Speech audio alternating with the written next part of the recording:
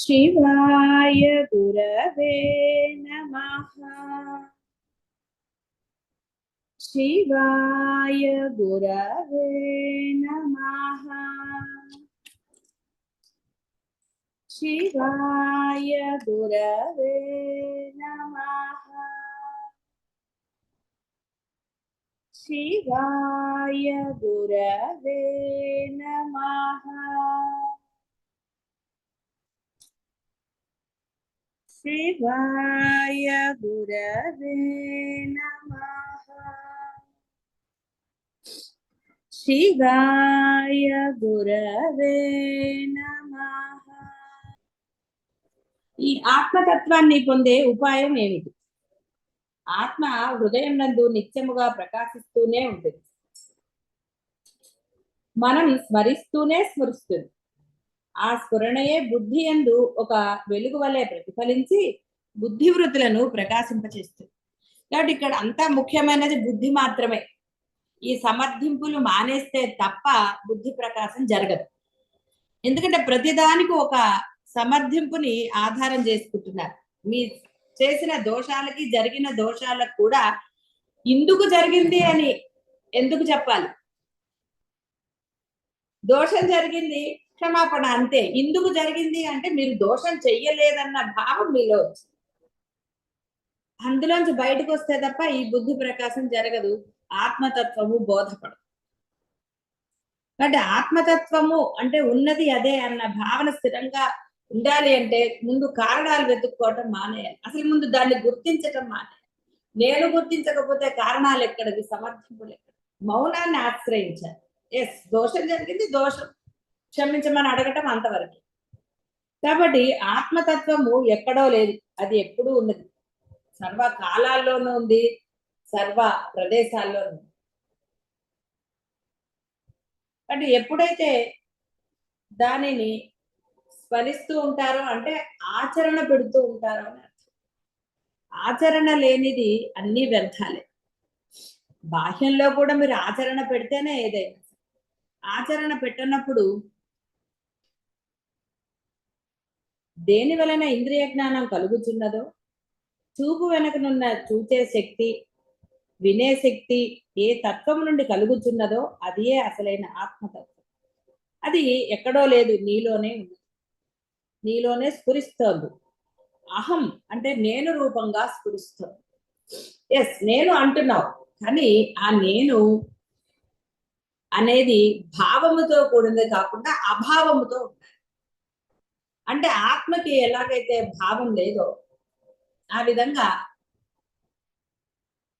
అభావ రూపంతో నీవు ప్రవర్తించగలిగితే సాధకుడు అనేవాడు. అప్పుడు దీనికి ఏం పెద్ద సెకండ్ పట్టదు. అసలు ఇదే అసలు కష్టమైంది కానే కాదు, ఎందుకంటే ఉన్నది అదే కాదు. నీవు గుర్తించిన ఆ గుర్తింపు నీకు కలిగినది అన్నట్టుగా నువ్వు ప్రవర్తించకపోవటం వల్ల అది కష్టం. గుర్తించి నువ్వు అదే విధంగా ఉంటే గొడవేలే. గుర్తించి అంటే తెలిసి చేసే దోషాలనండి, తెలిసి కావాలని మాట్లాడే మాటలు, కపటత్వం అంటారు చూసారా, అది సాధకుడు చేస్తున్నాడు. సాధకుడికి తెలిసిన తర్వాత ఆ విధంగా ప్రవర్తించకుండా వేరు విధంగా ప్రవర్తిస్తూ దాన్ని సమర్థించుకోవటమో కారణాలు చూపించుకోవటమో చేయటం అనేదే కపటత్వం. ఇక్కడ ఇదేదో తిట్టు అని కాదా, అంటే నీవు అసలైన నేనుగా కాకుండా దొంగ నేనుగా ఉన్నామని చెప్పటం. దొంగ నేనుగా ఉన్నంతకాలం తత్వం మీకు తెలిసినా కేవలం భాషా వేదాంతంగా తెలిసి, దాని వలన ప్రయోజనము ఎప్పటికి సిద్ధిస్తుంది చెప్పలేదు. ఏ సెకండ్ అయితే నీవు ఆ దొంగ నేను ఏదైతే భావముతో కూడిన నేనుని అభావం చేస్తావో అప్పుడు మాత్రమే ఈ యొక్క తత్వం ప్రకాశిస్తుంది నీలో. అంటే నీవే తత్వ స్వరూపుడివి, అదే స్వస్వరూపము, అదే ఆనంద స్వరూపము, బ్రహ్మానంద స్వరూపము, ఇంకేమీ లేదు. సుమ్మ ఇరు అన్నాడు, హాయిగా ఉండు, ఏది జరగాలో అది జరుగుతుంది, నీ చేత అతను చేయిస్తాడు ప్రయత్నం. నువ్వు చేయవలసిన కేవలం ఒకే ఒక ప్రయత్నం, ఈ మానవ జన్మను సార్థకం చేసుకోవడానికి చేయవలసినది ఆ సుమ్మ ఇల్లులాగా ఉండదు. నోరు మూసుకుని ఉండదు, దేనికి రియాక్ట్ అవ్వకుండా, కారణాలు వెతకకుండా, సమర్థించుకోకుండా నిన్ను నువ్వు, అది ఏ విషయంలో అయినా సరే ఎక్కడ నిర్భయత్వం ఉండాలో అక్కడ నిర్భయంగా ఉంటూ, ఆ ఏదైతే నీవు అద్వైతాన్ని తెలిసింది అంటున్నావో అది ఆచరణ పెట్టు. తెలిసింది అని ఆచరణలో పెట్టనప్పుడు ఏం లాభం?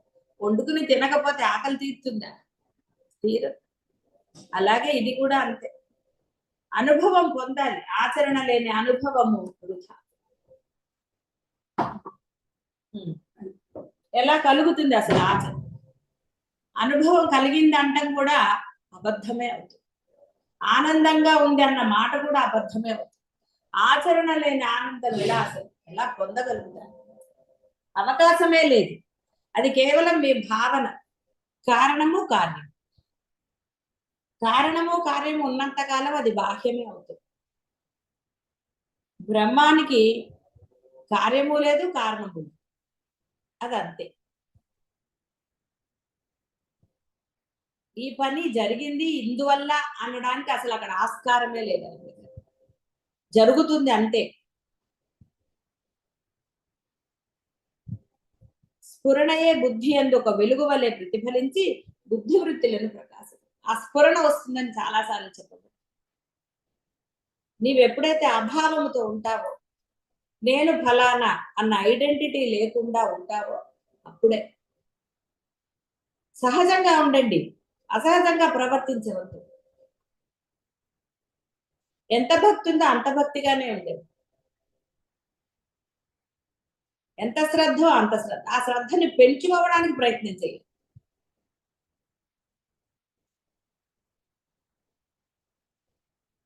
కాబట్టి అన్నిటి యొక్క ఆ శక్తి ఆత్మతత్వమే. అది నీకు నేనుగా నీలో అందరిలో అంటే పలకగలిగిన వాటికి. జంతువులు అవి అలా పడతాయి, కానీ జంతువులకి ఆ యొక్క జ్ఞానం లభించదు. వీడికి ఆ యొక్క పరమాత్మ అనుగ్రహం వలన అసలైన నేను స్ఫురణ వాడికి తెలియబడుతుంది. తెలియబడిన ఆ క్షణమే గనక వాడు ఈ ఐడెంటిటీతో భావములతో కూడిన నేనుని వాడు సంపూర్ణముగా ఏమాత్రము జంకు లేకుండా, భయం లేకుండా నశింప చేసుకుంటాడో తనకి కానీ అలా జరగటం ఏవో భయాలు, బంధాల పట్లనండి, వస్తువుల పట్లనండి, ఏమైపోతుందో అన్న భయం. వీళ్ళేమంటారు, వాళ్ళేమంటారు, లేదా భర్త ఏమైపోతాడు, ఇంకోటి భర్తలతో దెబ్బలాడలేదా మీరు? ధైర్యంగా ఎదిరించలేదా? అవన్నీ జరిగాయి. కానీ పరమాత్మ విషయం వచ్చేసరికి వారి మూలంగా ఇలా చేశామండి, వాళ్ళు ఇలా అన్నారండి అని మాట్లాడతారు. చూడండి, అలా భార్యలో భర్తలో ఏదైతే నేను బంధాల పట్ల చెప్తాను, బంధాలని దోషాలుగా నీవు నిజమైన సాధన చేసి ఐడెంటిటీ లేకుండా ఉన్నప్పుడు అన్ని సానుకూలం చేస్తాడని ఎన్నిసార్లు. అలాగే నీలో ధైర్యం కూడా కలుగుతుంది. కాబట్టి మీలో ఇంకా ధైర్యం రాలేదంటే అర్థం మీరు ఇంకా స్టిల్ ఐడెంటిటీ. ఇవన్నీ దొంగ భయాలే. అహం నేను రూపంగా స్ఫురిస్తాను. అహం అంటే నా అయం హంతి నా హన్యతే. ఏది కర్త కాదో, ఏది ఏ క్రియకైనను కర్మ కాదో అది ఏ అహం. అది ఏ నిత్యము ప్రకాశించే ఆత్మతత్వం. నేను యొక్క యథార్థ తత్వము కర్తృత్వ భోక్తృత్వ విశిష్టమైన అహంకారం కాదు. నేను యొక్క యథార్థ స్వరూపము పూర్ణ ఆత్మయే, బ్రహ్మయే. అహం బ్రహ్మాస్మి. ఇంతకంటే ఇంకా విపులంగా ఏం చెప్తారు? కాబట్టి నా అయం హంతి నా హన్యతే. నేను అనేది ఎప్పటికీ ఇక్కడ హంతి అంటే ఏదో అర్థం మామూలుగా చంపబడదు, నశించదు అని అర్థం. నశించబడదు, ఎవరు నశింప చెయ్యలేరు అని అర్థం. అంటే ఏదైతే పరమ సత్యం ఉందో అది ఇలాగే ఉంటుంది. ఎక్కడ అది దానిని ఎవరు ఏమి చేయలేరు. ఇది కృష్ణ పరమాత్మ కూడా చెప్పారు. ఆత్మ దేని చేత ఛేదింపబడదు, నశింపబడదు. నశించేవన్నీ రూపాలు ఉన్నవే. అందువలన ఇక్కడ దాని యందు ప్రగాఢ విశ్వాసము లేక అది అనుభవం పొందిన తర్వాత అయినా ఎవరైతే అభావంగా ఉంటారో వాళ్ళు ప్రకాశిస్తారు. కాబట్టి ఏది కర్త కాదో, ఏది ఏ క్రియకైనాను కర్మ కాదు. చూసారా, కార్యము లేదు, కారణము లేదు, రెండూ లేవు, అంతే అది జరుగుతుంది. పిల్లవాడు ఎందుకు అలా చేస్తున్నాడు ఏం చెప్పగలరా? వాడు చెప్పలేదు, మీకు అర్థం కాదు ఒక్కొక్కసారి. అది అలా ఎందుకు చేశాడంటే వాడు చేశాడు అంతే. వాడు బుర్రలో వాడికి అసలు అక్కడ బుర్ర అనేది ఎక్కడుంది, అంత ఆలోచన అనేది మనం అంటాం. వాడికి తెలుసు అన్ని, వాడు ఆలోచన చూసావా వాడికి తెలుసు అంటాడు. నువ్వు ఎన్నన్నా అనుకో, వాడు ఏం మాట్లాడు, వాడి భావనతో వాడు ఏదో చెప్తూ ఉంటాడు అంతే తప్ప నీ భావన వాడి భావన ఒకటని ఎలా అంట ఆపాదిస్తావు వాడు. ఎందుకంటే నువ్వు అండుగా అప్పుడు కొంచెం మాటలు బాగా వచ్చే కథ 3 ఏళ్ళు దాటాయి అనుకోండి, అప్పుడు అది కాదు ఇది అంటారు. ఇక ప్రశ్నలు వేస్తుంటాడు, ఎందుకు ఎందుకు ఎందుకు అంటూ. అప్పటి వరకు వాడు ఏం చేస్తాడో వాడికే అర్థం కాదు. వాడేం ఐడెంటిటీ కోరుకోడు, ఇంకోటి కోరుకోడు, ఏదో రకరకాలు వాడికి ఆ సమయంలో ఎలా ఉంటే అలా చేస్తాడు. కాబట్టి అది దానికి ఏవీ లేవు. మరి ఇంకా సమర్థింపులు కారణాలు ఎక్కడి నుంచి వస్తాయి? నిత్యము ప్రకాశించేదే ఆత్మతత్వం. ఈ నేను యొక్క యథార్థ తత్వము కర్తృత్వ భోక్తృత్వ విశిష్టమైన అహంకారం కాదు. అంటే ఈ కారణాలు ఇవన్నీ చెప్పుకునేది కాదు. కర్తృత్వం నేను చేశాను, భోక్తృత్వం నేను అనుభవించాను, అదే చెప్పు. కాబట్టి ఉంటున్నాను, ఇలా చేస్తున్నాను, అలా చేస్తున్నాను, ప్రకటనలు లేవు. నేను యొక్క యథార్థ స్వరూపము పూర్ణ ఆత్మయే, బ్రహ్మయే. నేను బ్రహ్మ. ఎస్, మీకు స్ఫురణ రావాలి, ఎలా మాట్లాడాలో మీ అంతటా మీకు స్ఫురణ. ఎప్పుడు వస్తుంది? మీరు నిజమైన సాధన చేసినప్పుడు వస్తుంది. కపటత్వం లేని సాధన చేసినప్పుడు వస్తుంది. అభావంతో చేసినప్పుడు వస్తుంది. వచ్చి తీరుతుంది, అందరికీ వస్తుంది. అదేం పెద్ద కొన్ని ఎక్కడో నుంచి తెచ్చుకునేదేం కాదు, అది మీలో ఎవరికి వాళ్ళకే ఉన్నది. మీరు ఎప్పుడైతే ఈ కర్తృత్వ భోక్తృత్వాల నుండి విడిపడతారో అప్పుడు వస్తుంది, అప్పటి వరకు రాదు. ఈ స్మరించేది ఎవరు? విజ్ఞానమయుడైన జీవుడు. విజ్ఞానమయుడు అంటే ఆత్మ గురించిన కేవల జ్ఞానం కాదు, విజ్ఞానము అంటే ఆచరణలో పెట్టిన జీవుడు. కాబట్టి జ్ఞానము అనేది కేవలం తెలియబడింది, విజ్ఞానము అంటే ఆచరణలో పెట్టబడింది. అందుకే జ్ఞాన విజ్ఞానములు అన్నారు. ఆ సూక్ష్మం అర్థం కాలేదు. కాబట్టి జ్ఞానం అంటే తెలియబడింది అంతవరకే, కానీ విజ్ఞానం ఆచరించారు. విజ్ఞానమయుడైన జీవుడికి స్మరించేది ఎవరు? స్ఫురణ వచ్చేది కూడా వాడికి. ఒట్టి జ్ఞానంతో స్ఫురణలు రావు. అప్పుడు కూడా నేను అనుకుంటున్నాను అంటూ ఉంటాడు, నేను చేస్తూ కర్తృత్వం వస్తుంది. కర్తృత్వం ఉందంటే భోక్తృత్వం ఆటోమేటిక్. దేహధారి అయి సుఖ దుఃఖములను అనుభవిస్తూ రాగద్వేష కలుషితుడైన జీవుడు స్మరిస్తున్నాడు. అజ్ఞాన మూలకము, అభిమానజన్యము, విద్యాభూతము అహంకారము తనలో ప్రకాశిస్తున్న బ్రహ్మాత్మని కప్పివేస్తుంది. కాబట్టి లేవగానే ఆయన ఉద్దేశం అంటే ఆచరణలో పెట్టినప్పుడే ఆ యొక్క స్ఫురణ కలిగి, అంటే వశిష్ఠ రామాయణంలో కానీ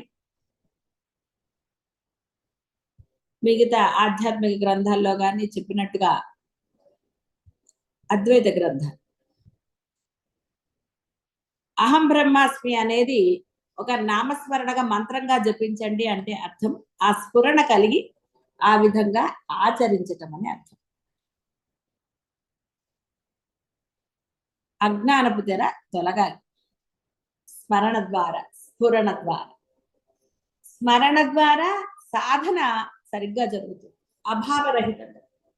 స్ఫురణ దాని యొక్క ఫలితం. అప్పుడు స్మరణతో చేసిన ఆచరణ మీకు స్ఫురణ కలిగిస్తుంది, అంటే ఫలితాన్ని ఇస్తుంది. దానికి ఏమి మీరు ప్లానింగ్ లో ఇంకోటో పక్క వాళ్ళ కారణం, వెనక వాళ్ళ కారణము, ఇంకోట ఆలోచించక్కర్లే, ఏది ఇది చెయ్యక్కర్లేదు. అందుకని ఆ స్మరణ చేయమన్నారు ప్రాతకాలం. ఎందుకంటే లేచిన తర్వాత అందులో రాత్రి పడుకున్నాక వాడు హాయిగా ప్రశాంతంగానే పడుకున్నాడు, లేచాక ఎప్పుడైనా చిన్నప్పుడు కూడా తల్లిదండ్రులు అంటే ఆధ్యాత్మికంగా ఉన్న వాళ్ళైతే ఈ మాటలు చెప్తారు, స్మరణ చేసుకుని లెండిరా అంటారు. వాళ్ళే చేయకపోతే పిల్లలకి ఏం చెప్తారు, వాళ్ళే ఇది లేదు. కాబట్టి లేవటంతో లెండి అని వాళ్ళ మీద అరుపులో గోలలో ఇవే సరిపోతాయి. స్మరణ చేసుకునేవాడు అరవడు, ఎందుకంటే దాని ఫలితం వాడు అనుభవించాడు. కాబట్టి పిల్లలకి కూడా అది అంటే అరిచినన్ని రోజులు వాళ్ళు వినరు. మీరు ఒకటే మాట చక్కగా అలా చెప్పేసి ఏది చేస్తే వాళ్ళల్లో ఇది వస్తుంది అంటే అరుపులు చేస్తే కాదు. పిల్లలు ఇప్పుడు అవసరాలతో ఉంటారు, అదేం తప్పు కాదు. పరమాత్మని పరిచయం చేయటం, పరమాత్మ యొక్క నామస్మరణ చేయటము, స్తోత్రాలు చదవటం అనేదాన్ని వాళ్ళ అవసరాలకు ముడిపెట్టి చెప్పటంలో ఏమీ దోషం. ఎందుకంటే వాళ్ళు ఇంకా అజ్ఞానంలో ఉంటారు, వాళ్ళకి తెలియదు ఆ గురుతత్వం అనండి, బ్రహ్మతత్వం వాళ్ళకి తెలియదు. బలవంతంగానైనా వాళ్ళకి పరిచయం చేయాలి. చేస్తే ఆటోమేటిక్ గా ఆ యొక్క శక్తి, ఏ స్తోత్రం అయితే వాళ్ళు పఠిస్తూ ఉంటారో ఆ స్తోత్రము వారికి లోపల జ్ఞానాన్ని కలుగచేస్తుంది, మంచితనాన్ని అనండి ఇంకోటనండి కలుగచేస్తుంది. పెద్దవాళ్ళు పెద్ద కష్టపడక్కర్లా. కాబట్టి ఈ రాగద్వేష కలుషితుడైతే అజ్ఞాన మూలకము, అభిమానజన్యము, మిథ్యాభూతమగు అహంకారము తనలో ప్రకాశిస్తున్న బ్రహ్మాత్మని కప్పివేస్తుంది.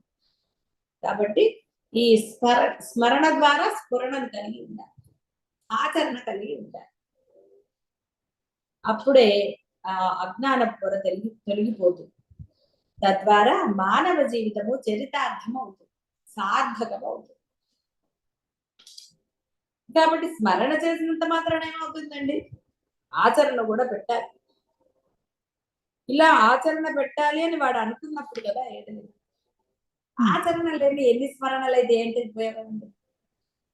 మనసు లగ్నం కానీ ఎంత పూజ అయినా ఏమైనా ఉపయోగం ఉందా?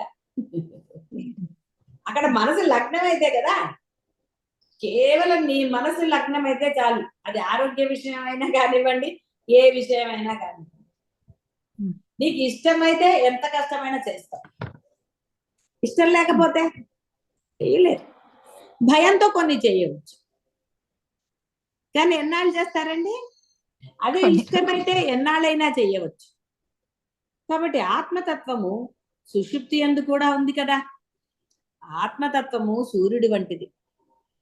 సూర్యునికి ఉదయ అస్తమయాలు గాని గ్రహణము గాని ఉండదు, అవన్నీ మనం కల్పించు. ఆయన ఏం అస్తమించాడు, నీకు కనపడడంతే. నీకు కనపడలేదు కాబట్టి ఆయన లేడు అనడానికి లేదు. అది కూడా పాపం లేకపోతే వీడు ఇప్పటికి కూడా అంతే కదా, లైట్లు పెట్టి పనులు చేయటంలో అర్ధరాత్రులు కూడా. పొద్దున మొదలెట్టిన పని అర్ధరాత్రి అయినా అవదు. ఆయన కంటే అలసట రాదు, పరబ్రహ్మ స్వరూపమే కాబట్టి. ఆయన కూడా ఆయన చేత నియమించబడ్డాడు కాబట్టి ఆయనకు ఆ శక్తి ఇచ్చాడు. నువ్వు కూడా ఆసక్తితో ఉంటే నీకు కూడా శక్తి ఉంటుంది, ఉంటుందని అన్నట్లేదు. కానీ అది గుర్తించినంత కాలం నీకు అలసట ఉంటుంది, ఇంకోటి ఉంటుంది, ఇంకోటి. సూర్యప్రకాశం ఒకప్పుడు మనకు కాన వస్తుంది, మరి ఒకప్పుడు కానరా. లేదా దానికి సూర్యుడు అస్తమించాడు అని, అది కూడా కేవలం ఆ బ్రహ్మ యొక్క నియతి. వీడు లేకపోతే అసలు విశ్రాంతి తీసుకోడు, తన గురించి ఆలోచించాడు, శరీరాన్ని ఇది చేస్తాడు అని. ఆయన ఒక సిస్టమ్ పెట్టాడు. ఎందుకు పెట్టాడు? ఇవన్నీ మనం కారణాలు ఇలా చెప్పుకోవటానికి అంతే. ఆయన పెట్టాడు, ఆ సిస్టమ్ నువ్వు ఫాలో అవు. ఆయన పెట్టిన సిస్టమ్ ఫాలో అయిన సూర్యుడు చంద్రుడు అనండి, స్వర్గ నరకాలు అనండి, ఏవైనా సరే ఎప్పుడు ఉంటాయి. అక్కడ ఇంకా ఖాళీ లేదండి, ఇప్పటికి చాలా మంది వచ్చారు, ఇప్పుడు ఎవరిని చనిపోవడానికి వీల్లేదు, అట్లాంటివి ఏం లేవు. ఎందుకంటే ఆయన పెట్టిన దాన్ని వాళ్ళు ఫాలో అవుతున్నారు, ఎక్కడ మార్పు చేర్పులు చేయలే. ఆ పరమాత్మ ఎట్లా చేశాడో వాళ్ళకి ఏదని చెప్పాడో వాళ్ళ ధర్మం అదే చేస్తున్నారు. ధర్మం నుంచి వాళ్ళేం బయటికి రావటం లేదు. కానీ మానవుడు తెలియనప్పుడు ఏదోగా ఉన్నాడు, పర్వాలేదు. వాడికి తెలిసింది. తెలిసిన తర్వాత కూడా ఈ ఐడెంటిటీ కోసమే వాడి ప్రయత్నం, దొంగ ప్రయత్నాలు కూడా చేస్తూ ఉంటాడు. తెలియకూడదు అని ఒక ప్రయత్నాలు చేస్తూ ఉంటాడు. తెలియనట్టుగా యాక్షన్ చేస్తాడు. తెలియనట్టు యాక్షన్ కూడా అహంకారమేనండి, డౌట్ ఏం లేదు. తనకు అనుకూలంగా ఉంటాడండి, ఏదైనా కానివ్వండి. తనకు అనుకూలంగా ప్రవర్తిస్తూ మరలా లేదండి వాళ్ళకి ఇబ్బంది కలగకూడదండి. అదే తనకు అవసరమైనప్పుడు అవతల వాడికి ఇబ్బంది ఆలోచిస్తాడండి. గురువు అయినా సరే మనుషులైనా సరే అప్పుడు ఆలోచించడు వాడు. ఎప్పుడైతే మనసులో ఇది వస్తుందో అప్పుడు ఆలోచిస్తాడు. లేదనుకోండి వాడు నిజంగా భావరహితంగా ఉన్నప్పుడు ఎవరికైనా ఇబ్బంది ఎందుకు కలుగుతుందండి? తనకి కుదరనప్పుడు అవతల వాడి మీద కారణం చెప్తాడు. వాడికి ఎందుకు ఇబ్బంది లేని ఊరుకున్నానంటే అంటాడు. రకరకాలు కారణం ఉంది అంటే అది నేనే. కారణం లేనప్పుడు నేను ఎక్కడి నుంచి వస్తుందండి? జరిగిపోతుంది అంతే. కారణాలు పెట్టుకుంటాడు వాడు, ఆ కారణం ఈ కారణం ఏదో కారణం అంటాడు. ఆ ఇష్టం లేనప్పుడే కారణాలు చూపిస్తాడు, ఇష్టం ఉన్నప్పుడు ఇంకో కారణం చూపిస్తాడు. ఇష్టమైనప్పుడు ఇంకో కారణం చూపించి రారండి, బెంగ వచ్చిందని అనరు. ఇష్టమైతే బెంగలు వస్తాయి, ఇష్టం లేదనుకోండి ఎన్నాళ్ళైనా బెంగ రాదు. అది వచ్చిన బాధ. ఏవో కారణాలు చెప్తాం, భూమి సగం అడ్డం వస్తున్నాడు, లేకపోతే ఇంకోటో సముద్రంలో ఏదో చెప్తూ ఉంటారు, ఓ కథ చెప్తారు దానికి. జ్ఞానం లేని వాడికి ఆ కథలన్నీ, జ్ఞానం ఉన్నవాడికి కథలు ఎందుకండి? ఉన్నది పరబ్రహ్మ నియతి, ఆయన నియతి ప్రకారం అది జరుగుతూ ఉంటుంది అంతే, దట్స్ ఇట్. ఏదైనా అంతే. వాడు కొత్త భూమి కనుక్కున్నాడనో, ఇంకోటి కనుక్కున్నాడనో, ఈ దేశం తర్వాత వచ్చిందనో, ఇంకోటనో, ఇప్పుడు ద్వారకా అక్కడ కనపడిందనో, ఇంకోటనో, ఇవన్నీ కూడా ఆయన నీతిలో లేకపోతే జరగవు. ఆయన నీతి ఉంది కాబట్టి అవన్నీ జరుగుతాయి. ఆయన నీతి లేకపోతే ఏమిటి కనపడదు. మరి ఇన్నాళ్ళు ఎందుకు కనపడలేదు? ఎంతో మంది సముద్రంలో దూకారు కదా. ఆయన ఎప్పుడు అనుకుంటాడో అప్పుడు అవి. ఎందుకంటే ఇప్పుడే అనుకున్నాడు అంటే నీకు చూపిద్దామని. ఇలా రకరకాలు. సరే, గ్రహణాల గురించి కూడా చెప్తాడు. కాబట్టి వాస్తవంలో సూర్యుడు నిత్యము ప్రకాశిస్తూనే ఉంటాడు. అదే విధంగా మనసు ఒకప్పుడు జాగరూకమై మరి ఒకప్పుడు నిద్ర పోతూ ఉంటుంది. అయితే మనస్సును ప్రకాశింపజేసే ఆత్మ చైతన్యమునకు ఈ జాగ్రత్త సుషుప్తి ఏమీ లేదు, అది నిత్య ప్రకాశం. నువ్వు అన్నావు నేను నిద్రపోతున్నా కాబట్టి మనసు కూడా నిద్రపోయిందండి అంటారు. మనసు ఎందుకు నిద్రపోతుందండి? నిద్రపోతే ఎవరైనా గిచ్చితే ఎలా తెలుస్తుంది? మీరు గాఢ నిద్రలో ఉన్నారు, ఎవరన్నా గిచ్చినప్పుడు కొంచెం తెలుస్తుంది, మెలకు రావచ్చు రాకపోవచ్చు, ఎక్కడో లీలగా వినపడుతూ ఉంటుంది కదా. కర్రబెట్టి ఒకటేస్తే లేవడండి. ఆత్మ ఎప్పుడు అలాగే. అది కనుక లేకపోతే నువ్వు పోయావంటారు, జాగ్రత్త. కర్ర పెట్టి కొట్టినా లేకపోతే ఏమంటారండి? వీడు పోయాడా అంటారు. అందుకని యాక్షన్లు చేయకండి, అక్కడ యాక్షన్లు చేస్తే పోతారు. అందుకని గాఢ నిద్రపోతున్నట్టు యాక్షన్ చేయకూడదండి, అది డేంజర్ కదా. కాబట్టి ఆత్మ ఎప్పుడు నిజంగానే ఉంటుంది. ఒక్క సినిమాల్లోనే అట్లాంటివి మనకు కనపడతాయి. గాఢ నిద్రలో ఏమిటో తెలియదు, అక్కడ తెలియకుండా ఎలా ఉంటుంది? భలే ఆశ్చర్యంగా. వాళ్ళు నిద్రపోతుంటే ఏవేవో జరుగుతాయి కానీ వాడికి తెలియదు, గమ్మత్తుగా ఉంటుంది. అంత కూర్చుని కూడా గాఢ నిద్రలో పోతారు సినిమాల్లో హీరోలు హీరోయిన్లు, లేకపోతే ఎవరో ఒకరు. మరి నిజ జీవితంలో కూర్చుని అట్ట గాఢ నిద్రపోతారండి, కష్టం కదా. సరే, యాక్షన్ చేయొచ్చు కానీ అదే నిజంగా కాదు కదా. గత రాత్రి సుఖంగా నిద్రించాను అనే జ్ఞానం ఉన్నది కదా, ఇదే స్మృతి. స్మృతి అంటే అనుభవం నుండి పుట్టే జ్ఞానం. సుషుప్తి యొక్క అనుభవం ఉన్నది అంటే ఆ అనుభవాన్ని ప్రకాశింపచేసే చైతన్యము సుషుప్తి ఉందన్నది తెలుస్తోంది కదా. ఇక ఇవన్నీ ఎన్నిసార్లు చెప్తున్నా, అది గనక లేకపోతే నీదేనివే ఉంటుంది, ఇంకా నువ్వు లేచేది లేదు అక్కడ. గత రాత్రి అన్నావా, ఎవడంటాడండి? లేచిన వాడు గత రాత్రి అంటాడు, నిన్న అంటాడు. లేవని వాడు ఏమంటాడు ఇంకా పాపం. అందుకే ఆవిడ చెప్పింది, మీరు లేవక్కర్లేదు కాబట్టి నేను పడుకోండి నన్ను అని. ఉన్నమాటే చెప్పింది ఆవిడ.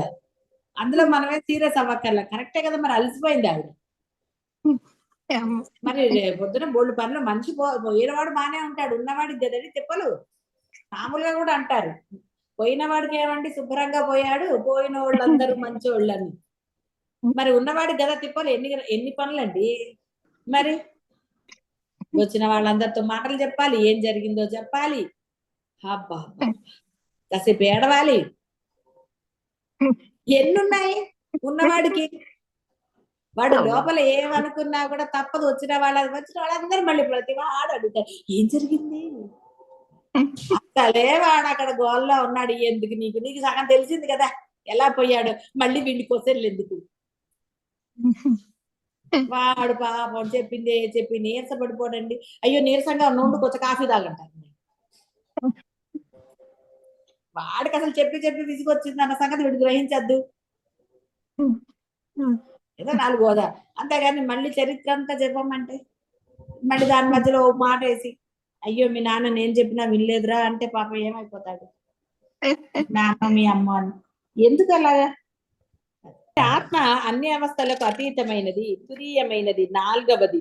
3 అవస్థలలో అంతటా వ్యాపించి ఉన్నను ఈ 3ంటికి అతీతం అంటే జాగ్రత్త స్వప్న సుషుప్తిలకు అతీతం గనక ఆత్మ అసంగము.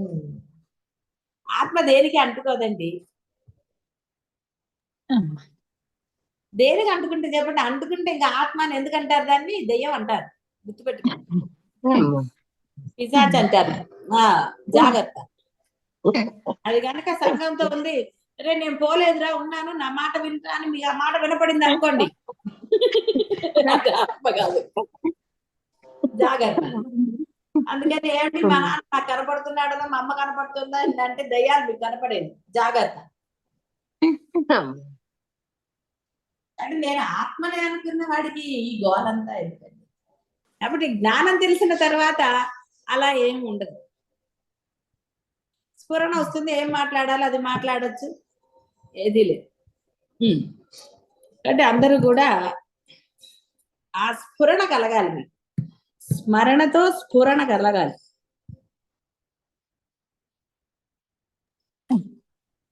ఎప్పుడైతే స్మరణతో స్ఫురణ కలుగుతుందో ఇక గొడవే లేదు,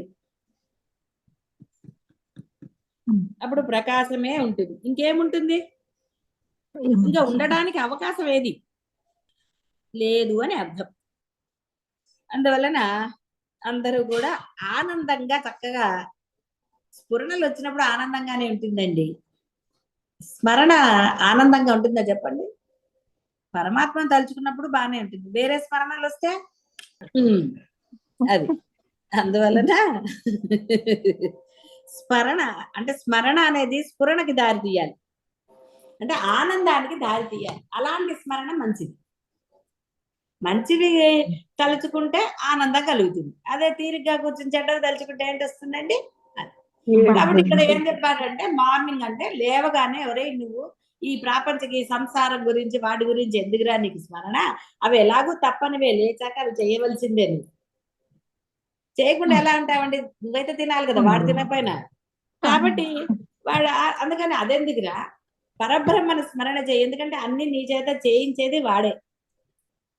కాబట్టి ఆయన స్మరణ చేస్తే నీకు ఈ ఆనందం, స్ఫురణ అంటే ఆచరణ పెట్టగలవు, ఆనందంగా పెట్టగలవు. కర్తృత్వ భోక్తృత్వాలు లేకుండా పెడితేనే ఆనందం. నేను నేను అన్నప్పుడు ఏమొస్తుందండి, నేను చేశాను అని పొద్దు నుంచి అన్నవాడు రాత్రికి దిగులుతోనే పడుకుంటాడు, ఎవడు నన్ను గుర్తించలేదు అంటాడు. అందుకని ఆయన ఏమన్నాడు, ఒరే పొద్దునే వాడిని వీడిని గుర్తు చేసుకోకరా, నిన్ను గుర్తు చేసుకోకు, ఐడెంటిటీ నువ్వు లేవడానికి కారణమైన వాడిని స్మరించుకో అని చెప్పాడు, అంతే, ఏం చెప్పడు. నువ్వు లేచావు అంటే వాడు లోపల ఒకడు ఉన్నాడు, వాడు పడుకోలేదు కాబట్టి నువ్వు లేచావు, వాడు పడుకుంటే అంటే వాడు పోతాడని కాదు, వాడు పడుకున్నాడంటే నువ్వు పోయావని అర్థం. రోజు మీరు పిల్లల్ని లేపినట్టుగా వాడు మిమ్మల్ని లేపుతున్నాడు, ఆ పరబ్రహ్మ. అబ్బా లేచాను అంటున్నారు మీరు, ఆ లోపల వాడు మిమ్మల్ని లేపకపోతే ఏమిటి మీ పరిస్థితి. అందుకని పిల్లల్ని కూడా ఒకసారి పడుకునేటప్పుడు చెప్పండి, రేపొద్దు నేను లేపగా నువ్వు లేవకపోతే నిన్ను నేను లేపను, స్కూల్కి లేట్ అవుతుంది, టీచర్ 4 గంటలు ఇస్తుంది అని ఒక 2 రోజులు వదిలేయండి, 3వ రోజు వాడే లేస్తాడు. నేను లేపనని చెప్పండి. హోంవర్క్లు కూడా అంతే. చెయ్యకు, నేను టీచర్కి చెప్తాను, వాడు చెయ్యట్లేదని చెప్తాను. నేను వాడికి టీచర్కి చెప్పి తీరుతాను. లేపితే లేదంటే అందుకే నేను స్కూల్కి రాలేదని చెప్తాను. నేనేం వేరే అబద్ధం చెప్పను అని పిల్లలకి కరాఖండిగా చెప్పండి, తక్కువ లేచి కూర్చుంటారు. ఎన్నిసార్లు చెప్పాలి, ఇంకా అది చెప్పాలి అని వాళ్ళని బెదిరించి ఇంకోటి చేసి ఏం లాభం అండి? అంతే, ఇలా చేయండి. పరమాత్మ విషయంలో బెదిరించండి, పర్వాలేదు, ఎందుకంటే వాళ్ళు అయితే చదవడు. చదవాల్సిందే, ఆ టిఫినో టీయో పాలో ఏవో తాగాల్సిందే, అప్పుడే వెళ్ళాలి. ఇందులో ఏది జరగకపోయినా నేను స్కూల్కి పంపిను, టీచర్కి ఉన్న మాట చెప్తానండి. అబద్ధం చెప్పక్కర్లేదు టీచర్. మీరు అబద్ధాలు చేస్తే పిల్లలు అబద్ధాలు చెప్తారు. పిల్లలకి నేర్పించకూడదు అబద్ధాలు, గుర్తుపెట్టుకోరు. మీరు వాళ్ళ ముందరే అబద్ధాలు ఆడితే వాళ్ళు అవే నేర్చుకుని అవే చెప్తారు. అందుకని ఎప్పుడు పిల్లల్ని కోపడకూడదు వాళ్ళు నిజాలు చెప్తూ ఉన్నప్పుడు. వాళ్ళ ముందర మీరు అబద్ధాలు ఆడుకోరు, అంటే వెనకాల ఆడమనే, అది ఇక మీ ఇష్టం.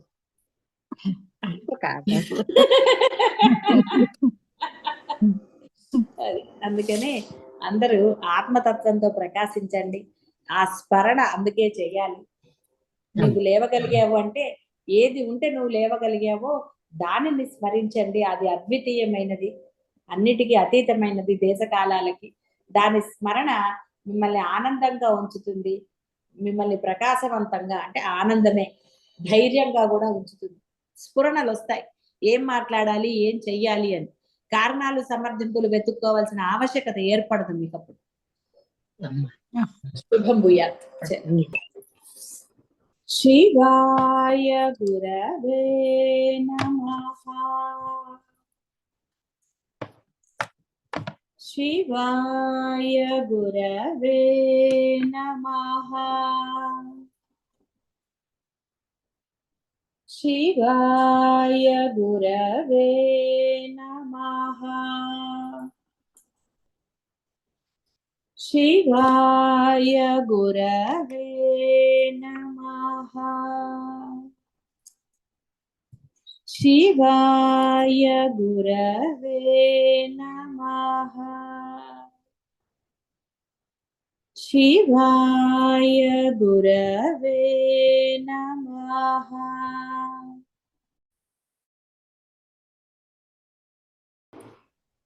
దేశకాలకి అతీతంగా ఉండేది ఆత్మ, ఆ చైతన్యం.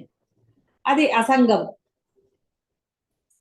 ఆ చైతన్యము దేశకాల వస్తు పరిచ్ఛేదములను ప్రకాశింపజేస్తూ వాటికి అతీతమై ఉన్నది కనుక అదే బ్రహ్మ,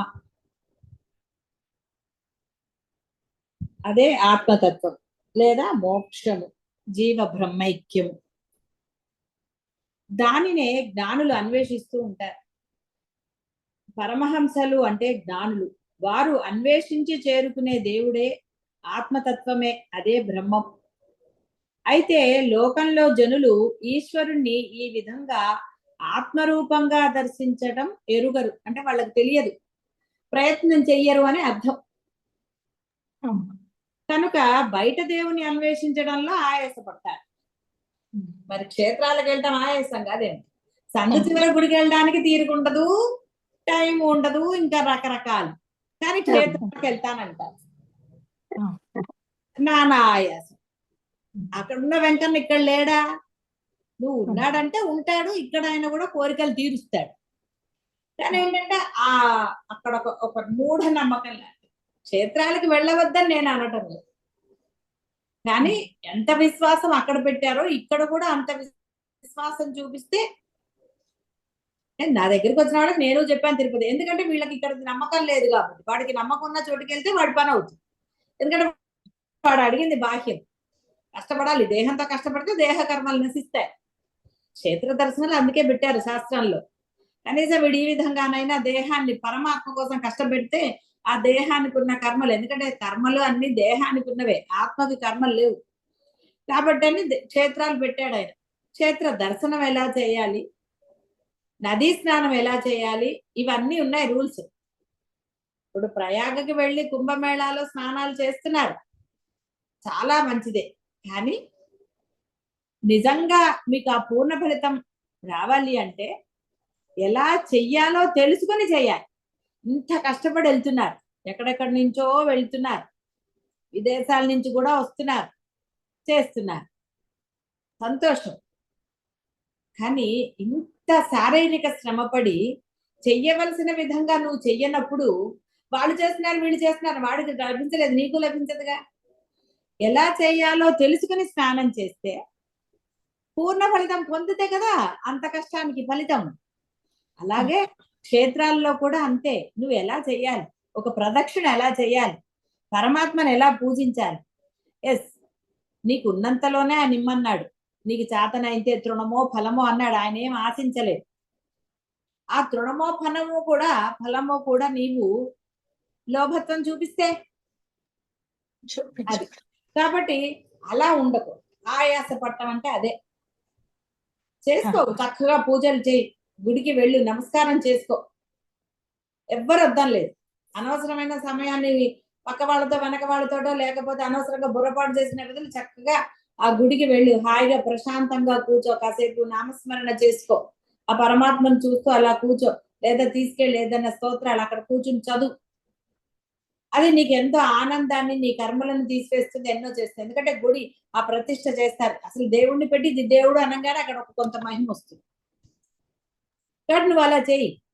అలా కాకుండా ఏదో గుడికి వెళ్తున్నానని నలుగురికి ఆర్భాటం చేసేసి అక్కడికి వెళ్ళి వీళ్ళతో కబుర్లు వాళ్ళతో కబుర్లు, దేశం యొక్క పరిస్థితుల చర్చ, ఇక అక్కడ లేనిపో అన్ని ఫోన్లు కూడా అక్కడే. ఇలా అది అప్పుడు నువ్వు వెళ్ళటం ఎందుకండి ఆ గుడికి? రోజు నేను గుడికి వెళ్తున్నానని చెప్పుకోవడానికి. కాబట్టి ఈ ఆయాసం అక్కర్లేదు అంటున్నాడు ఆయన. ఆయాస పడితే ఏమిటి వస్తుంది? ఏమి రాదు. ఆయాసం వల్ల ఏంటంటే వస్తుంది, ఆయాసమే మిగులుతుంది. అందువలన ఇక్కడ అది మనం తెలుసుకోవాలి. ఆ బ్రహ్మను నేనే అని తెలుసుకున్నవాడే బ్రహ్మజ్ఞాని. ఈ దేహము నేను కాదు, ఇదం శరీరం కౌంతేయ అని శ్రీకృష్ణ పరమాత్మ చేసిన ఆ గీతాబోధ ప్రసిద్ధమైనది ఇదే. వాడు నేనే బ్రహ్మం అనుకున్న వాడికి ఇంకేమిటండి? ఏం ఆలోచన కావాలి, ఏం ప్లానింగ్ కావాలి, దేని గురించి తాపత్రయం, దేని గురించి బాధ, అసలు ఏమీ అక్కర్లేదు. అదే ఆత్మతత్వం. నేనే బ్రహ్మం అనేది ఆత్మతత్వం. అంటే అనంగానే అయిపోలేదు, ఆచరణలో పెట్టి. ఆచరణలో అంటే ఏం చేయాలి? ఏమి చేయక్కర్లేకపోవటమే. అంటే బద్ధకంగా కూర్చోమని కాదు. నీ ధర్మం గృహస్థుగా అంటే గృహస్థ ధర్మం. కాబట్టి నీవు ఎక్కడున్నావో ఆ ధర్మాన్ని నువ్వు పాటించి అంతే. ఇక అసలు వేరేది ఏమీ లేదు. ఎంత హాయిగా ఉండొచ్చు, ఆనందంగా ఉండొచ్చు. ఓ చీకు లేదు, ఓ చింత అంటే దేని గురించి ఆలోచన లేదు, ప్లానింగ్ లేదు, దాచుకోవాలని లేదు, ఇది లేదు, అది లేదు, ఏది లేదు. హాయిగా ఉండొచ్చు. ఏది ఎలా వచ్చిందో దాన్ని అలా స్వీకరించటమే పని. ఇది మంచా చెడా, ఇది నాకే ఎందుకు వచ్చింది, ఇలాంటి ఆలోచనలు ఏం లేవు. వచ్చింది, సో వాట్? నీ మనసు పరబ్రహ్మం ఎందు లగ్నమయ్యి, లేదా నువ్వే బ్రహ్మమైన నాడు నీ దేహానికి ఏదొస్తే నీకేమిటండి? దిగులేం అక్కర్లేదు. దేహానికి వస్తుంది ఒక కారణం చూపించి దేహము ఇదవుతుంది, పర్వాలేదు. ఇంటికి రిపేర్లు వస్తే చేసుకోవటం లేదండి? చేసుకోగలిగితే చేసుకుంటాం, లేదనుకోండి ప్యాచ్ వర్క్ చేసుకోవట్లేదు. ఏ వస్తువుకైనా అంతే. అది పారే బుద్ధి కాకపోతే చేస్తాం, లేదంటే పారేస్తాం పనికి రాకపోతే. జీర్ణ వస్త్రాన్ని అన్నాడు ఆయన. కాబట్టి ఇక్కడ మీరు దేనికి ఏం మొహమాట పడక్కర్లేదు. నొప్పి వచ్చింది, డాక్టర్ దగ్గరికి వెళ్ళి మందు వేసుకోండి. అందుకే హితము మితము అన్నారు, మాటల్లోనూ చేతల్లోనూ అన్నిట్లో. కాబట్టి నేనే బ్రహ్మం అని తెలుసుకున్నవాడే బ్రహ్మజ్ఞానం. ఎంత హాయ్ అండి, గొడవే లేదు. ఏది ఎలా జరిగితే అలా జరుగుతూ ఉంటుంది. దేనికి కంగారు హడావిడి ఉండదమ్మా. అక్కడ కంగారు హడావిడి అంటే నీవు ఏ విషయాల్లో పడద్దు అని చెప్పటం లేదు, పర్వాలేదు. అవతల వాళ్ళు ఇబ్బంది పడనంత వరకు నీకేం పర్వాలేదు. వాళ్ళు అనుకుంటారు ఎందుకు ఇంత హడావిడి అది ఇదని. వాడికి హడావిడి లేదని వీడికి ఉండద్దంటే ఎలాగా?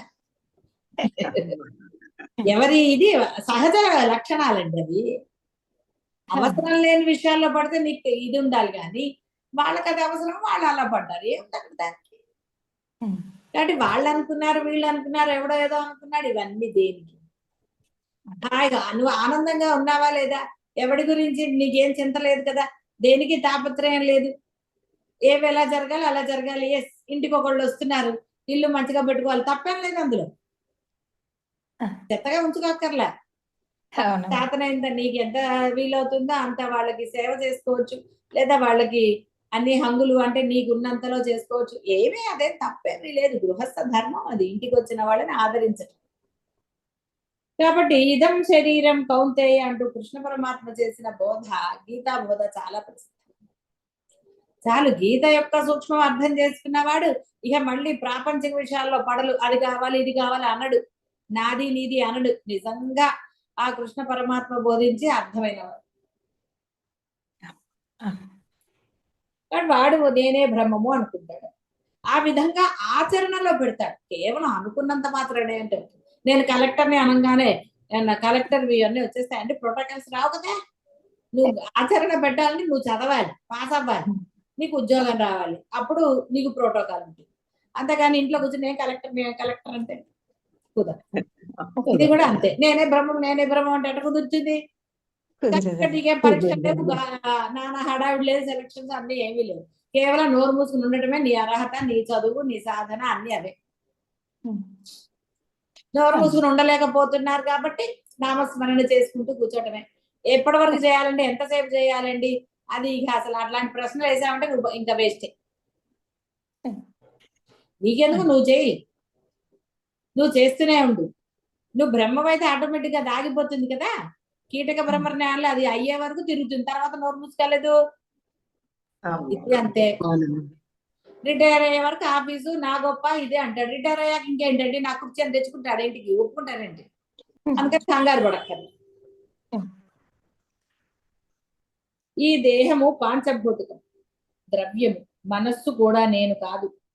అంటే ఈ సంపదలు ఇవి ఏవి నేను కాదు. మనస్సు అల్లకల్లోలంగా ఉన్న బురద నీరు వంటిది. ఇంకా బురద నీరు అన్నాడు ఆయన, బురద కాబట్టి బురద నీరు వంటిది. కాబట్టి ధ్యానం ద్వారా అంటే ఏకాగ్రత ద్వారా, అంటే ఒకదాన్ని పట్టుకుని, ఆ యొక్క నామాన్ని పట్టుకుని ఏకాగ్రంగా మనస్సుని నియంత్రించి నిశ్చలముగా చేయుట సంభవమే. అసాధ్యమైనది ఏది లేదు, నువ్వు అనుకోవాలంతే, నీకు ఇష్టం ఏర్పడాలి. ఎస్, నేను పొంది తీరుతానన్నా ఇది ఉండాలి. బాహ్యంలో అనట్లేదండి, మొండిగా ఉండట్లేదు, ఇది అంతే. అలా మొండిగా దాన్ని సాధించు. ఈ మొండితనాన్ని అక్కడ చూపిస్తే పరమ శ్రేయస్సు లభిస్తుంది, ఆనందంగా ఉంటావురా బాబు. అది బాహ్యంలో మొండితనం వాడు ఆనందంగా ఉండగలుగుతాడండి? పిల్లలు మొండితనం చేస్తే దెబ్బలు కొట్టి ఏడోట్ల పక్కన వాడు. మొండితనం ఎప్పుడు మీకు ఆనందాన్ని ఇవ్వదు, ఎలా ఇస్తుందండి? మీ పట్టుదల ఎప్పుడు ఇవ్వదు. అదే పిల్లలు అయితే నాలుగు పీకుతారు, పెద్దవాళ్ళు పట్టుదలగా ఉన్నంటే అదే తలుచుకుంటూ కూర్చుంటారు కదా, గొనుక్కుంటూ చణుక్కుంటూ కూర్చుంటారు, ఇంకా ఆనందం ఎక్కడుంది? కాబట్టి ఈ పట్టుదలను తీసుకెళ్లి బ్రహ్మాన్ని సాధించడానికి పొందడానికి పెట్టేస్తే పరమానందం హాయిగా లభిస్తుంది. ఈ మొండి పట్టుదలకి బాహ్యమైన నశించేవే కదండి లభిస్తుంది. ఇంకా పైపెచ్చి మీ మీద ప్రేమ ఉండదు, గౌరవం ఉండదు, ఏదో ఇస్తారు అంతే. ఏదో ఏం చేస్తారు, ఉన్నారు కాబట్టి ఇస్తారు, ఎందుకు వచ్చిన గోళ్ళే అనుకుంటారు. ఎవరైనా అంతే. ఇదేమి ఏదో భయంకరమైనది అని కాదు, వాస్తవంగా మాట్లాడుకుంటే ఇట్లాగే ఉంటుంది. అదే ఆ మొండి పట్టుదల, అవి ఆ వివేకాలు విచక్షణలు నేను ఎప్పుడో చెప్పాను, అవన్నీ తీసుకెళ్లి పరమాత్మ దగ్గర పెట్టేస్తే హాయిగా నువ్వు పరమానందంగా ఆ క్షణం నుంచే చక్కగా పరమానందంగా ఉంటావు. ఎంత హాయిగా ఉంటుందండి. అప్పుడు ఏది చేయాలి, ఏం మాట్లాడాలి, ఏం మాట్లాడకూడదు అన్ని తెలుస్తాయి. ఇప్పుడు అవసరమైనవి అంటే ఎలా మాట్లాడతారో చాలా సార్లు చెప్పుకున్నాం. అక్కర్లేనివి మాట్లాడతారు, వినపడినట్టు కూర్చుంటారు, అదేం గొప్పతనం? అడిగిన దానికి సమాధానం చెప్పాలి, అది మినిమం కర్తసి. ఆ మౌనం దేనికండి? నేనంతా మౌనమేనండి, నేనేం మాట్లాడను, నేను స్థితప్రజ్ఞ, అది స్థితప్రజ్ఞత అది కాదు. కాబట్టి ఎక్కడ ఎలా బిహేవ్ చేయాలో తెలుసు. ఆ స్ఫురణ, నిన్న చెప్పుకున్నది పొద్దున్న, ఆ స్ఫురణ వస్తుంది, స్మరణ వల్ల స్ఫురణ వస్తుంది. మొండితనాలు రావు, కటుత్వం రాదు, కఠినత్వం రాదు, మాటలో మృదుత్వం ఉంటుంది. నీలో మృదుత్వం లేదంటే అర్థం ఏంటండి? అంతే, ఇక మళ్ళీ చెప్పక్కర్లేదు. నీలో మృదుత్వం ఉంది అంటే మీరు అనొచ్చు, ఏమండి మీరు అవును నువ్వు మృదువుగా లేనప్పుడు అవతల వాడు నీ పట్ల ఎందుకు మృదువుగా ఉంటాడండి చెప్పండి? అందుకే నేను చెప్పింది, అన్ని విషయాల్లో మీరేమి సరే అనక్కర్లేదు, ఎక్కడ సరే అనాలో అక్కడ సరే అనండి. ఇంకా సాధనలో వెళ్ళారు కాబట్టి సాధన విషయంలో మీకు మీరు కఠినంగా లేకపోతే అవతల వాళ్ళు చెప్పినవన్నీ చేస్తూ పోతే సాధన ఎలా జరుగుతుంది? కాబట్టి అక్కడ కఠినంగా ఉండాలి. మీ ఆత్మాభిమానాన్ని మీరు దెబ్బతీసుకోక్కర్లేదు. అందరికీ లొంగి ఉండవలసిన అవసరం ఏం లేదు. ఎదిరించటం కాదది. మిమ్మల్ని మీరు రక్షించుకోవడం. లేదనుకోండి అనవసరంగా బాధపడతారు కదా! ఆ అవును. బాధ మిమ్మల్ని సాధన ఎలా చేయనిస్తుంది? ఇక్కడ నేనేమి మిమ్మల్ని రెబెల్ టైప్ అని చెప్పట్లేదు. అలా ఉండమని చెప్పటం లేదు.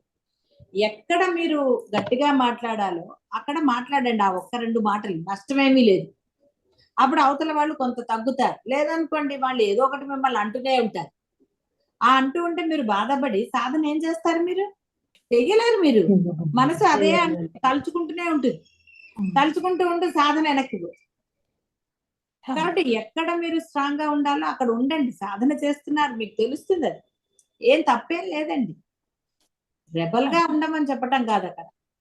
ఎక్కడ స్టబన్ గా ఉండాలో అక్కడ ఉండి తీరాలి. లేదా మీకు రెస్పెక్ట్ ఎవరిస్తాడండి?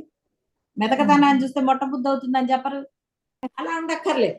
అవతల వాళ్ళకి అంత ఇదవ్వక్కర్లేదు. సందర్భాన్ని బట్టి సరైన మీకు మీకు అక్కర్లేని విషయాన్ని వదిలేయండి. వాళ్ళు ఏమన్నా చేసుకుంటారు. మీరు కల్పించుకోకండి. కాబట్టి ఎక్కడ ఇది సాధనకి సంబంధించిన విషయము మీ అభిమానానికి అనుకోండి ఆత్మాభిమానం నేను చెప్పి సెల్ఫ్ రెస్పెక్ట్ అలాంటివి అక్కర్లేదు. పిల్లలు అవతల వాళ్ళు తప్పు చేస్తున్నప్పుడు మీరు నిలబడలేకపోతే మీరు తల్లి ధర్మం కాదు, భర్త ధర్మం కాదు, కొడుకు ఏ ధర్మం మీరు పాటించలేదు. ఎస్ తప్పైనప్పుడు తల్లి కూడా చెప్పొచ్చు కొడుకు. అమ్మ నువ్వు ఇది తప్పు చేస్తున్నావు అని చెప్పడంలో దోషం లేదు. ఇది ధర్మం కాదమ్మా అనొచ్చు. అలాగే తల్లి కూడా కొడుకుని అనొచ్చు. అందులో ధర్మం కాకపోయినప్పుడు తల్లి దండించాలి మీరు. అదే కదా తోటకూర దాంట్లో కథలో చెప్పిందేంటి? చిన్నప్పుడు తల్లి మెచ్చుకుంది, వాడు గజ దొంగ అయ్యాడు. అందుకని రాజుగారు అంటే అన్నాడు ముందు నా తల్లి 4 కోసేయండి అన్నాడు. అదేమిట్రా అంటే మరి చిన్నప్పుడు నేను దొంగతనం చేస్తే మా అమ్మ మెచ్చుకుంది. అందుకని నేను మంచిదేనేమో దొంగతనం చేస్తాను గజ దొంగ అయ్యా. అదే నా తల్లి చిన్నప్పుడే నాకు ఇది తప్పని నన్ను శిక్షించుంటే నేను దొంగ అయ్యేవాడిని కాదన్నాడు. తప్పే కరెక్టే అది మరి తల్లిదండ్రులు ఆవిడ చెయ్యలా. ఆహా కొడుకు ఎత్తుకొచ్చాడని సంతోషించి. కాబట్టి ఇవన్నీ కూడా భయంకరమైనవే సంసారం. అందుకని చెప్తున్నా ధైర్యం ఉండాలి మీకు. ఎక్కడ ధైర్యమో అక్కడ ఉండాలి. లేకపోతే మనసు ఇలాగే బాధ తలుచుకున్నప్పుడల్లా బాధ వస్తుంది. ఆ బాధ వస్తే ఇంక మీరు సాధన ఏం చేస్తారు? లేకపోతే ఏ స్మరణ చేస్తారు? ఏది చేయలేరు మీరు. అదే తలుచుకుంటూ ఉంటారు.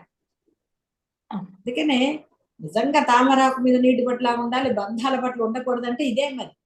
ఎన్నో జరుగుతాయి. అయినా మళ్ళీ తల్లి మనసు అడిపోయి అలా అని అంటూనే ఉంటుంది. తల్లి మనసో తండ్రి మనసు. కానీ ఇలాంటివి యాక్సెప్ట్ చేస్తే బాధ తప్ప ఏది మిగలదు. మనస్సు శుద్ధం అవ్వాలి. శుద్ధమైనా కాకుండా నేనైతే మనస్సు కాదు కానీ శుద్ధమైన మనస్సులో నా స్వరూపము స్ఫుటముగా ప్రకటమవుతుంది. అందువలననే శుద్ధమైన మనస్సు నందు శాంతి ఆనందము నేను. అంటే ఈ మనస్సు నేను కాదు కానీ దేహం అంటూ ఒక ఆచ్ఛాదన ఏర్పడింది కాబట్టి మనస్సు అంటున్నాం. ఆ మనస్సే ఆత్మ. ఆత్మ ఎప్పుడు నిర్మలమైనదే, ప్రకాశవంతంగానే ఉంటుంది. కాబట్టి అది శుద్ధంగా ఉండాలి. శుద్ధంగా ఉండాలంటే ఈ బాధలు కూడా పడకూడదు. ఏం పర్వాలేదు. ధర్మం చేయాలండి. ధర్మం చేసినప్పుడు భయపడటం ఎందుకు చెప్పండి? ఏం భయపడక్కర్లేదు. అన్నిటికీ ఏం తడిసిపోక్కర్లేదు. అన్నిటికీ ఇది చేయక్కర్లేదు. హాయిగా ఉండండి. ఆనందంగా ఉండండి. కాబట్టి శుద్ధమైన మనస్సులో స్వస్వరూపము ప్రస్ఫుటంగా ఉంటుంది. అంటే ఉన్నది అది పరబ్రహ్మమే అవుతుంది కదా! మనసులో ఇంకేమీ లేదు. కాబట్టి ఉన్నది పరబ్రహ్మమే అవుతుంది. కాబట్టి పరబ్రహ్మం ఎప్పుడు ఆనందాన్నే ఇస్తుంది. గొడవే లేదు. శుద్ధమైన మనస్సు నందు శాంతి ఆనందము నెలకొంటాయి. ప్రాతర్భజామి మనసు వచసామి అగమ్యం. వచసామి కాదు ఇది. వచసా తప్పుడు వచసాం అగమ్యం. వాచో విభాంతి నిఖిల యత్ అనుగ్రహేణ యం నేతి నేతి వచనైః నిగమా అవోచన్ తం దేవదేవం అజం అచ్యుతం ఆహుః అగ్ర్యం. మనస్సునకు వాక్కులకు గోచరము కాని పరమాత్మను నేను ఈ ఉదయమే భజిస్తున్నాను. ఆ పరమాత్మ యొక్క అనుగ్రహం వలననే వాక్కులు ప్రకాశిస్తున్నాయి.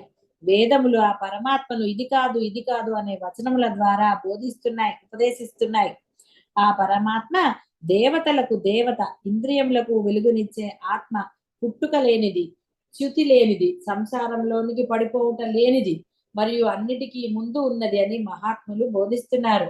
సంసారంలో పడిపోవడం అంటే మరల జన్మ లేదని, పునర్జన్మ లేనిది అని. కాబట్టి అలాంటి దాన్ని అంటే నీ వాక్కుకి నిన్న మొన్న వచ్చింది కదా, చూపు అన్నిటికీ కారణమైన ఆత్మ. ఆ ఆత్మని నేను భజిస్తున్నానంటే స్మరిస్తున్నాను అని. ఆ విధంగా ఉండడానికే నేను ఇవాళ ఆచరణలో పెట్టి తీరతాను. కానీ నేను ఆచరణ పెట్టి తీరుతాను. ఈ పొద్దున లేవగానే ఒక జీవితం అంటారు. ఎప్పటికప్పుడు ఏ రోజు లేస్తే ఆ రోజు అమ్మయ్య ఇవాళ నేను బతుకున్నాను అనుకుంటారు ఒక్కొక్కడు. అమ్మయ్య అని. అందుకని లేవగానే అనవసరమైన ఈ విషయాలన్నీ తలుచుకుని బాధపడే బదులు హాయిగా ఎస్ ఆ పరమాత్మ వల్ల ఇవాళ నేను లేవగలిగాను కాబట్టి ఇవాళ కూడా ఆ పరమాత్మ గురించే నేను సాధన చేస్తాను, పరమాత్మలాగే ఆచరణలో పెడతాను అని హాయిగా అనుకోండి. అదే భజన అంటే. భజిస్తున్నాను అంటే స్మరణ ఇవి చేయాలి పొద్దున్న. ఎందుకంటే అన్నిటికీ మూల కారణమైన వాడు వాడే, వేరేది ఏదీ లేదు. అన్నిటికీ మూలమైనది అతనే. ఇక అతనే అయినప్పుడు ఇంక దేనికి మనకి చింత? కాబట్టి అతని వల్లనే, ఆ పరమాత్మ యొక్క అనుగ్రహం వల్లనే వాక్కులన్నీ ప్రకాశిస్తున్నాయి. వేదములు ఆ పరమాత్మను నైతి ఇది కాదు ఇది కాదు అని ఉపదేశిస్తున్నాయి. అవును, మరి ఏది అది కాదు, అన్నిటికీ మించినది అది. అన్ని అదే, అలానే అదే కాదు, అన్నిటికీ మించినది, అతీతమైనది, తురీయము. కాబట్టి అదిగా ఉండాలి. దానిలాగా నేను ప్రవర్తన చేయాలి. నాకు తెలిసింది ఎలా ఉండాలో తెలిసింది. నాకు ఎలా ఉండకూడదు అన్నది వదిలేయండి, ఎలా ఉండాలో తెలిసింది, అది ముఖ్యం. ఎలా ఉండకూడదు అన్న దాన్ని పట్టుకోకండి. ఎలా ఉండాలో తెలిసింది కదా. ఉండటం ఉన్నప్పుడు లేనిది లేనట్టుగానే ఉంటుంది కదా. లేని దాన్ని ఎందుకంటే పట్టుకోవడం, ఇలా ఉండకూడదు అంటాం ఎందుకు అసలు? ఇలా ఉండాలి అని అనుకోండి, అప్పుడు మీకు పాజిటివ్ గా వచ్చి ధైర్యం వస్తుంది, ఇది వస్తుంది. అంతేకాని నేను ఇలా ఉండకూడదు అంటే ఎంతసేపు నెగిటివే కదా. ఎందుకు అలా ఉండటం? అది అందువలన హాయిగా ఎలా ఉండాలో తెలిసింది కాబట్టి ఆ విధంగా ఉండండి. విధంగా ఉంటే ఆ పరమ శ్రేయస్సు కలుగుతుంది. ఆ బ్రహ్మం నేనే బ్రహ్మం అని మీరు అనక్కర్ల. మీ యొక్క ఆచరణే మీకు చెప్తుంది.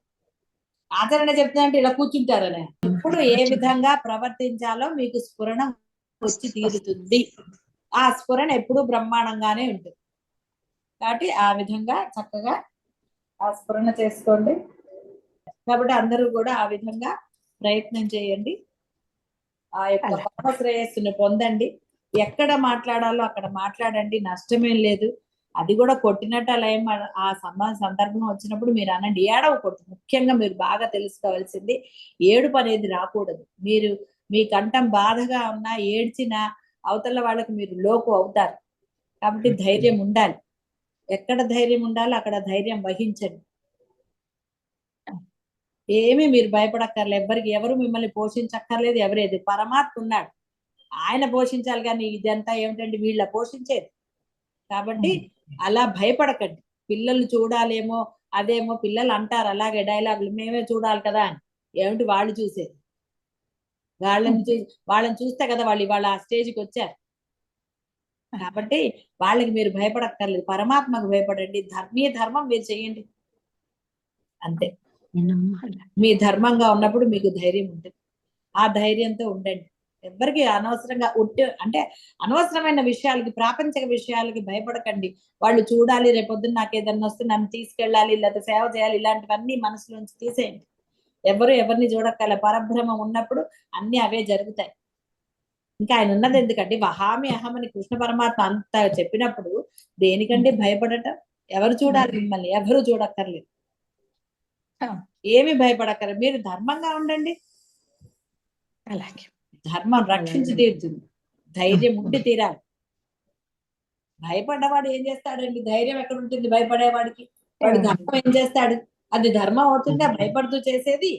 కాబట్టి అందరూ కూడా సావధానంగా ఉండి చక్కగా పరమ శ్రేయస్సుని పొందండి. శుభం భూయాత్.